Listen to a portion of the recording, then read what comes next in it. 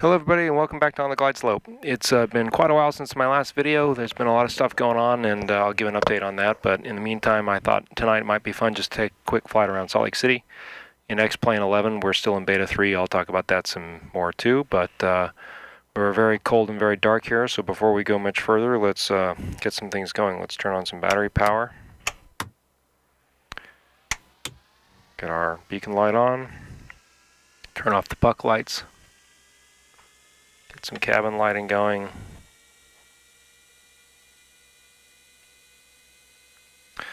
There we go. Fuel pump.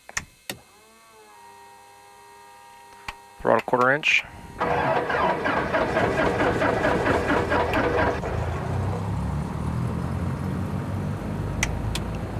Fuel pump off. Avionics on. Nav light and avionics lights. Okay, so we're here on the ramp, and let's get the METAR real quick. Salt Lake City INTL information Sierra 300 Zulu weather. Wind 160 at 12, visibility more than 10. Sky clear, temperature 2, dew point -16. Altimeter 2932. Okay. Arriving and departing runways 16 left, 16 right, 17. And our wind was from 16. Advise on initial contact you have Sierra.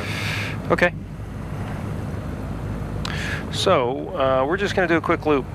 There's a nice airport in the south center part of the valley called, everybody just calls it Salt Lake Number 2. And Salt Lake Number 2 is where lots of GA people fly their aircraft out of. There's actually GA stuff here on Salt Lake City International also, over on the 1735 part of the field, which is where we are. Taxi lights on. So it's not far from where we are. So just quick loop, talk a little bit. They've even got a KC-135 here on the ramp, right as they should, because this is where the Air National Guard KC-135 base is in Salt Lake City. And we'll do a quick flight.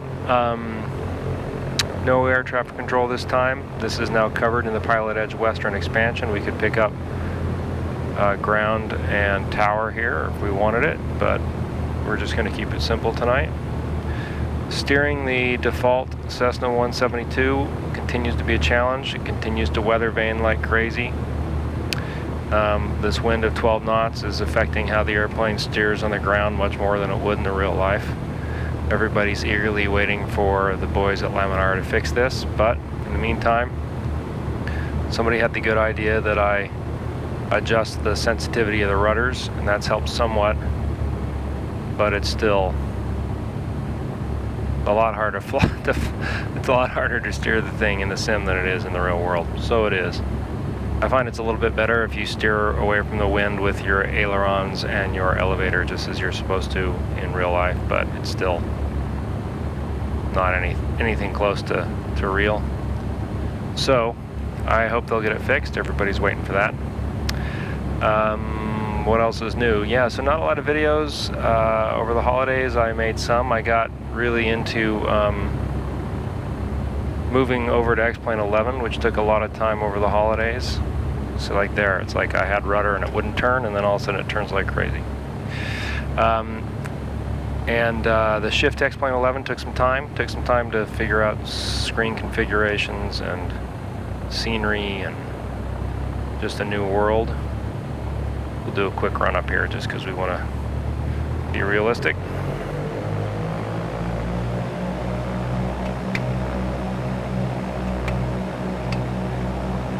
Magnetos are doing what they're supposed to do. That looks pretty good. Engine instruments are good. Carb heat is off.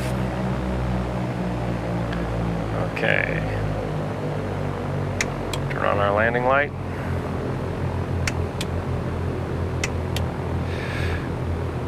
And turn on our strobe. So we didn't do a lot of videos because I was busy figuring out the world of X-Plane. Very happy I did. I don't regret making the switch one bit. Then I got into scenery design, and I spent a lot of time designing a couple of airports, learning how to do that with the world editor that's Laminar provides for free. So I designed a couple of fields that I use around here quite a bit, and I'm working on some others. And this thing's hard to steer when the wind's up. Okay, trim for takeoff, flaps are up.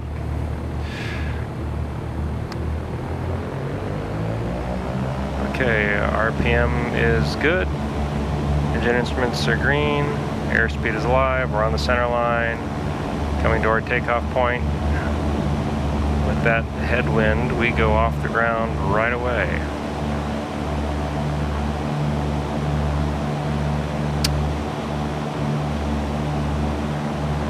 And so the scenery design stuff got me distracted, for lack of a better word.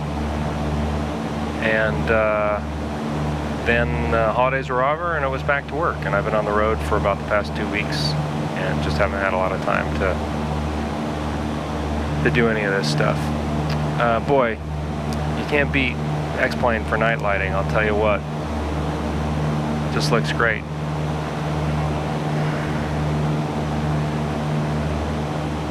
Okay, landing lights off.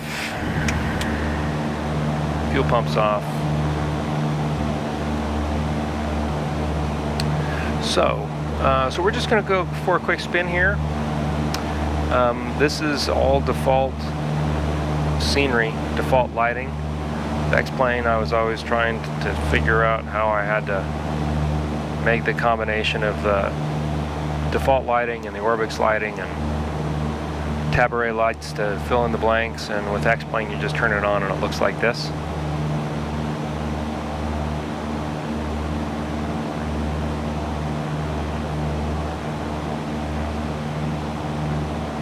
And frame rates are good. I'm not running a frame counter, but with this, I had a modified Salt Lake Airport there, so it's a little more complicated, and I have not max objects, but just one notch down, and my frames were running 25, 30, something like that. We can see the highway system for Salt Lake City. I-215, I-15, and I-80. Make a turn here, fly up over the city, we'll go over the bench, and then we'll go find Salt Lake City number 2 and make a landing there. So I'm still running public beta 3 for X-Plane. It's works great for me. 4, 5, and 6, 5 in particular, all seem to produce problems. And this is working great, so I have no immediate urge to move. Beta 7 came out today, just a couple of hours ago. There were 1 or 2 people saying it was causing crashes for them. A lot of other people said no problem, working great, and that the frames had gone up even more. So if those reports look good tomorrow or the next day, I may go ahead and make the switch. But right now, beta 3 is working fine, and you know, I'm not in any hurry for them to work out the kinks when this is working so well.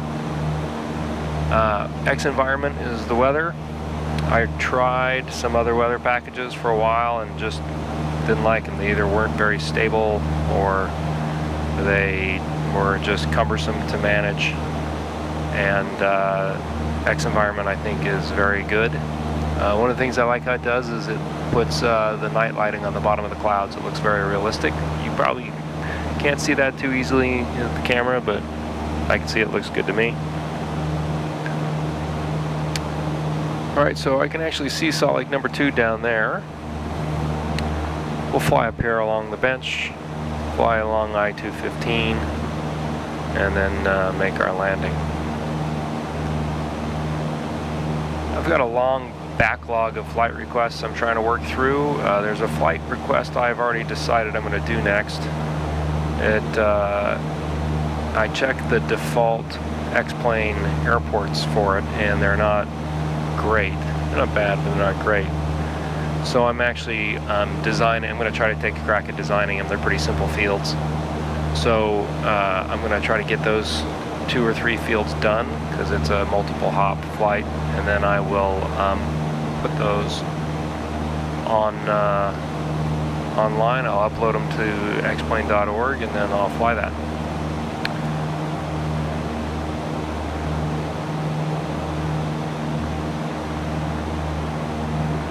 can start to see the mountains of the Wasatch Front coming into view through the nighttime haze.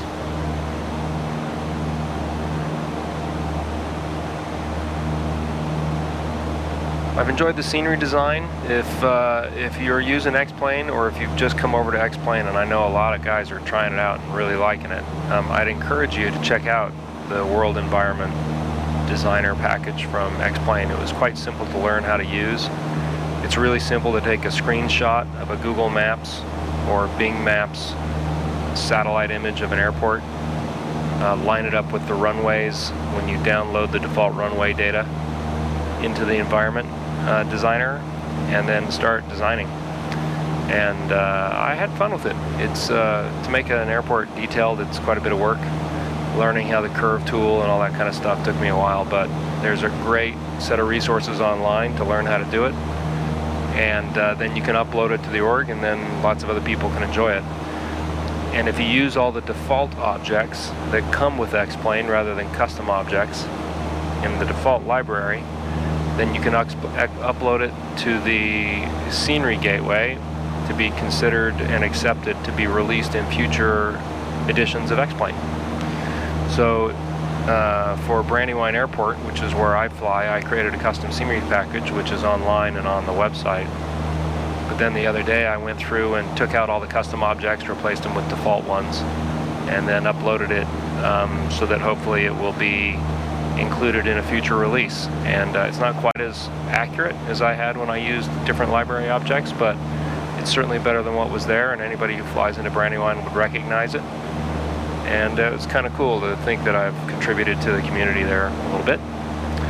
So if everybody who uses it designs a couple of their local airports, the blanks get filled in pretty quickly. There's already thousands and thousands of airports that have been improved or designed for X-Plane. But occasionally you still fly into an empty patch. That happens with FSX and Prepare 2, but not nearly as often. And designing for the airports you go to is fun and gives a chance for you to contribute. Looks like we found a little cloud haze there. We're turning up along Mount Olympus. It's that shadow of a mountain in front of us. And this is I-215 here. That up there is Parley Canyon. That goes up to Park City and points east. Olympus Cove are those lights passing off the left side of the cowling.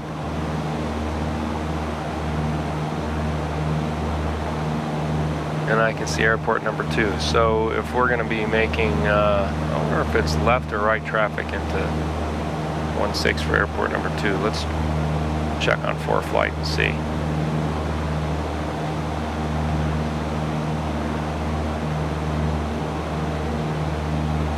Everything's looking good across the board here.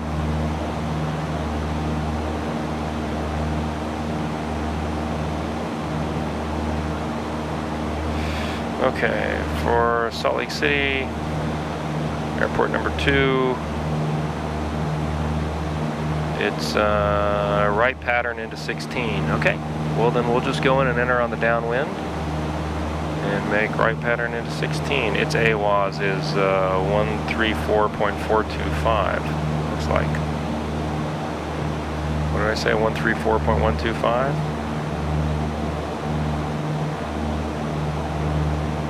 134.425. See if we can pick it up.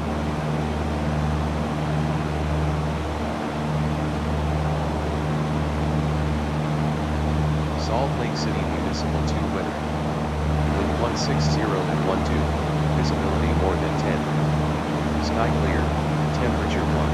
Dew point -16. A little faint. Altimeter 2932. Okay. Same as Salt Lake City International. Okay, so we're starting to come up on Big Cottonwood Canyon over here on the left, where a lot of the ski resorts are. We'll start making our way down towards Salt Lake number 2 and set ourselves up to enter on the 45 right traffic for 16. Let's see what that pattern altitude is. It's probably going to be about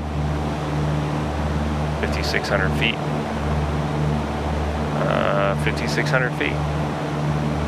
Okay, so that's a little below us, but then again, we're a couple hundred feet closer to the ground up here on this side of the valley.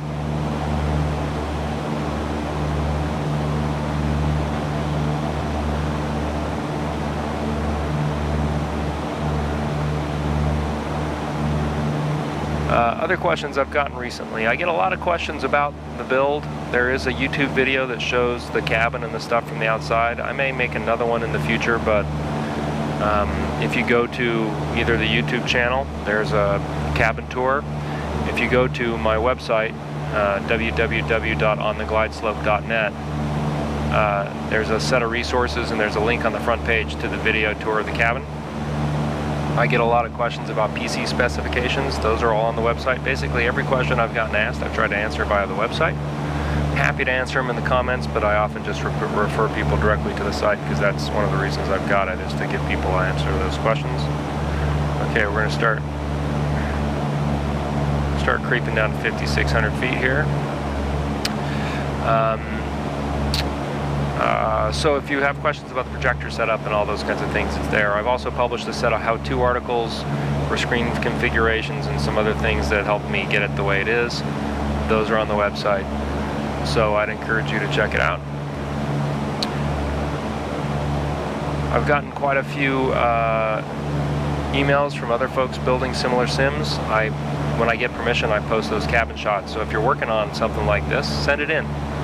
The email address is ontheglideslope@gmail.com, and I'll post it, you know, if you give me permission, and I'm happy to share those things. I think it's really cool that other people are building similar GA simulators in their basements, or garages, or living rooms, or whatever they're doing.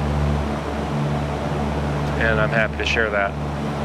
Also, the guide, I've been working on the book. It's up to almost 30 pages now. I did quite a bit of work on it last weekend. Seems like the more I work on it, the longer it seems to get, because I think of more things I want to include. But it's coming along. I know some people have been asking for it. It's just going to have to get done when it gets done. I can't put it ahead of other stuff, and I want my other projects to be well done. So I think it's probably a month or two away. And then I'll put it up, and I'll probably sell it because I think it's valuable. And I hope it's valuable, but it won't be for millions of dollars. I'll sell it for 30 bucks or something like that, and hopefully that'll help somebody save a lot of the steps that I had to go through in building a very similar cockpit as this one, or similar to this one. Okay, we're coming up to Salt Lake number 2. We are coming down to pattern altitude. I've got the field in sight. If we were working the radios, we'd make our call and tell them that we're entering on the 45 for downwind into 16. Well, let's see, it said right traffic into 16, right? Yeah, I'm set up for left traffic. So instead, I would say that and that is so that they can probably keep you out of arriving traffic for Salt Lake International. So instead, we'd say that we're on the crosswind for right traffic into 16. Now that I think of it. You don't want to be in the wrong place in the pattern. That's bad. Okay, so coming in over the South Valley. Looks like the visibility has dropped a little bit with the latest METAR update, although I think it said 10 miles. We're just about pattern altitude. We are right on the crosswind. We've got to fly a little bit south of heading because of the 12-knot southerly breeze we have going along here.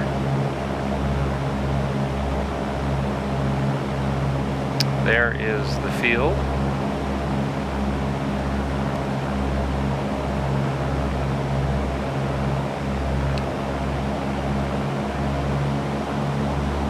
I've noticed that the speeds in the 172 are pretty similar to what I remember, but I think it flies a little slower than it does in the real world in the pattern for the same RPM settings, but you know, it's been so long since I trained in a 172, I don't really know. Okay, so we're on the crosswind.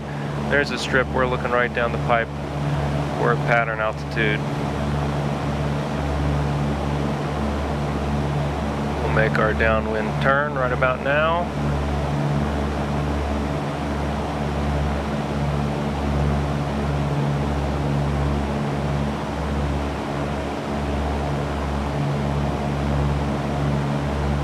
pretty soon night landings are going to be part of my real world training, probably the lesson after the next one.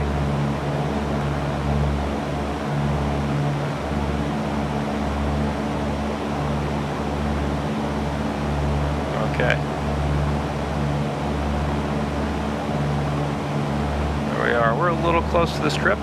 We'll eke out just a little bit here. We're also just a little high.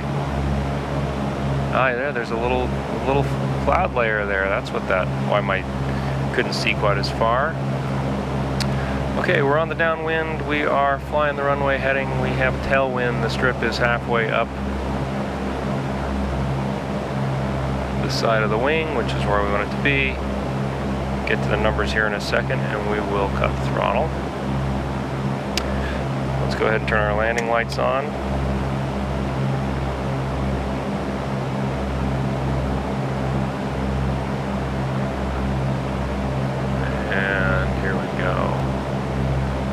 Alright, at the numbers,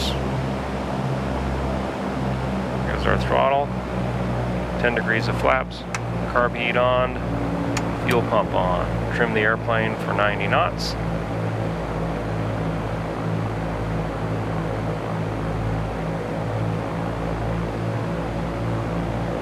Wait for the field to get 45 degrees behind us.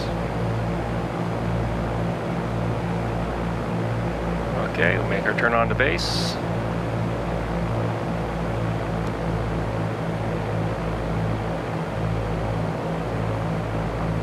Airplane's starting to slow.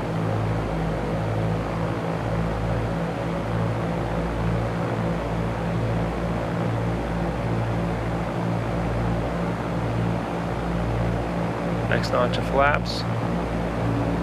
There we go, let's turn on to final.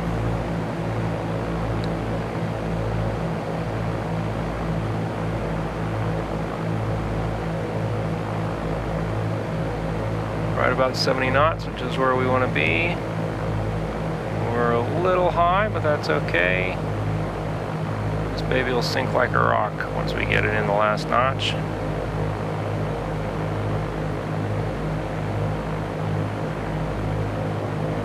Full flaps. Trim.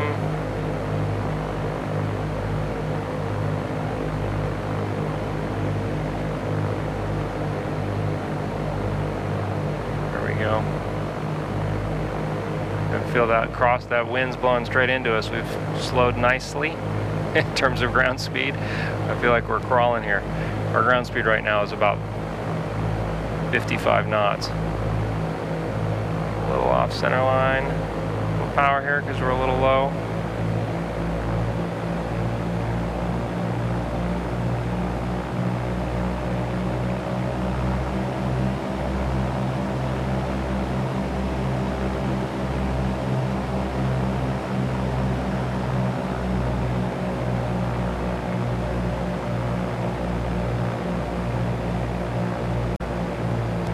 Field made.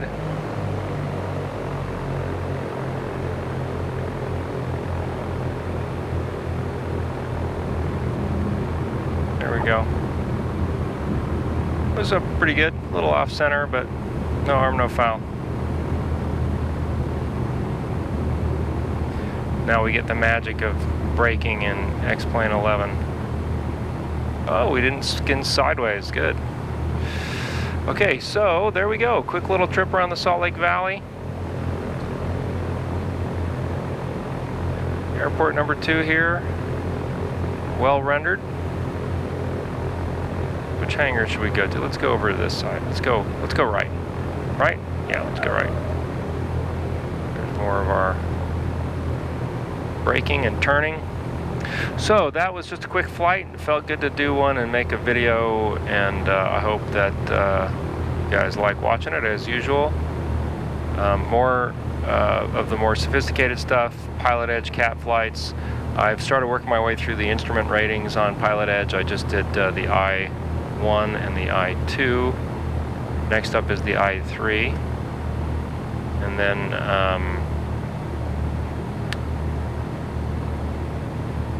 I will try to video some of those as I go. We'll go pull up the park right here. There's even a an air marshal here. Not an air marshal, you know what I mean. A Wrangler. They're wondering why we're putting this 172 where the Dash 8's supposed to go, but it's good to keep life interesting. I don't know who designed this airport, but it's well done. Looks sharp. Okay, so thanks for watching on the glide slope, and hope you enjoyed this little flight around Salt Lake City. Flaps up, fuel pump off, retrim the airplane, beacons off, strobe, landing lights, nav. Pull the mixture, avionics off, and masters. So, back to cold and dark. Thanks again for watching. Oh, parking brake. Thanks again for watching, and if you have questions, put them in the comments. I'll reply as fast as I can, and thanks for all your support, and for watching on the glide slope. See you soon.